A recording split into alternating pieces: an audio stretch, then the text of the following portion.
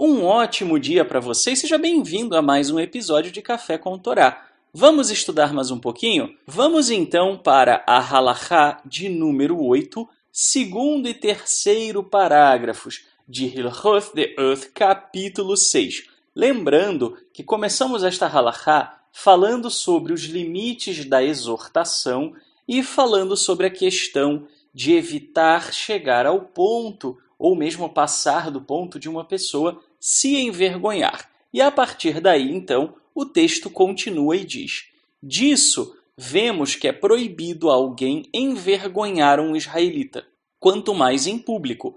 Apesar de uma pessoa envergonhar um colega não ser passível de açoites em razão dele, é grande pecado. Nossos sábios disseram: uma pessoa que envergonha um colega em público não tem porção no mundo vindouro. Portanto, uma pessoa deve cuidar para não envergonhar um colega, quer de maior ou de menor estatura, em público, e não chamá-lo por um nome que o envergonhe ou relatar um assunto que traz vergonha a ele em sua presença.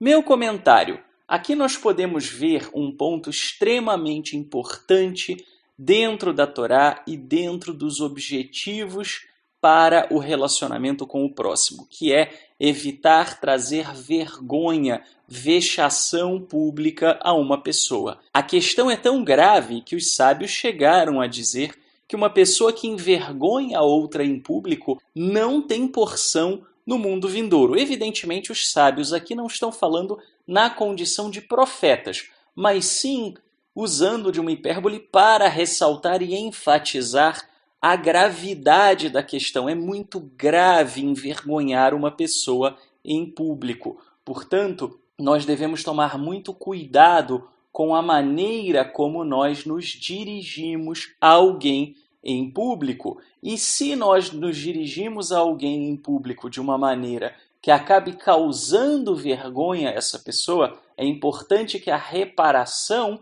também seja pública. Outra questão que é interessante neste terceiro parágrafo que nós aqui lemos é a ideia de que alguém ser maior ou menor em estatura do que nós não pode servir como razão para que nós façamos ou cometamos um ato de humilhação pública. Uma pessoa que é menor do que nós é um ato odioso, pois muitas vezes pode ser um funcionário, pode ser uma pessoa de origem mais humilde e que não tem condições de reagir e que muitas vezes aguenta calado no silêncio a humilhação porque sente que precisa ficar naquela posição. Isso evidentemente é horrendo e creio que a maioria das pessoas não teria dificuldade de entender e perceber o porquê. Porém, é importante também observar que o contrário é verdadeiro. Há pessoas que acabam causando humilhação pública, causando vexação, sob o pretexto de que o outro é maior,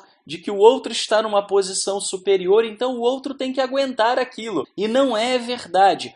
Pela Torá, nós não podemos fazer diferenciação entre as pessoas por conta da sua posição, seja ela uma posição social ou mesmo uma posição econômica. O ato de humilhar alguém em público permanece horrendo e odioso, independentemente da posição em que a pessoa se encontra. É muito importante que a gente possa evitar ao extremo esse tipo de situação. De nada adianta nós buscarmos fazer techuvá, nos concentrando na ritualística da Torá e coisas básicas e primitivas, como não humilhar o outro em público, fiquem esquecidas. Isso significaria jogar no lixo toda a observância da Torá, uma vez que se a Torá não serve para mudar nem mesmo os nossos valores mais básicos, de que servirá para outras coisas? É fundamental, portanto, que a gente possa ser prudente no nosso trato para com o outro.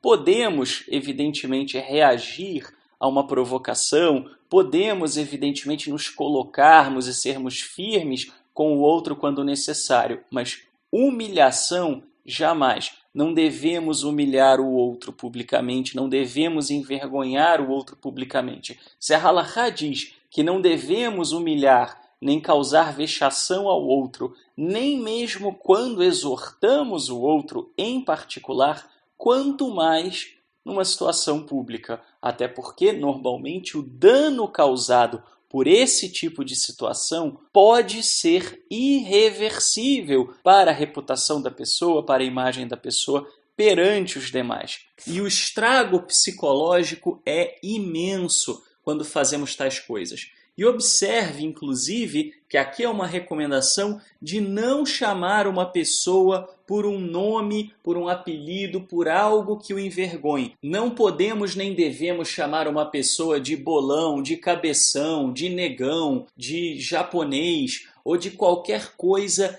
que insinue uma depreciação ou um ato de humilhação. Se for racista, ainda pior, porque além de ser uma violação, uma transgressão da halakha, ainda é crime no Brasil. Mas é muito, muito preocupante quando nos deixamos influenciar pelo grupo. Não podemos fazer isso. Não importa se todo mundo no seu trabalho chama uma pessoa de macarrão. Você não pode chamá-lo de macarrão. Isso não é permitido. E cuidado, porque muitas vezes uma pessoa pode dizer para você que ela não se importa, pode dizer para você que tudo bem, que não há nenhum problema você chamar ela daquele apelido, mas no fundo ela se sente angustiada, no fundo ela se sente triste, no fundo ela liga, mesmo quando muitas vezes diz que não. 90% das pessoas, para dizer o mínimo, se não for muito mais do que isso, se não forem 100%,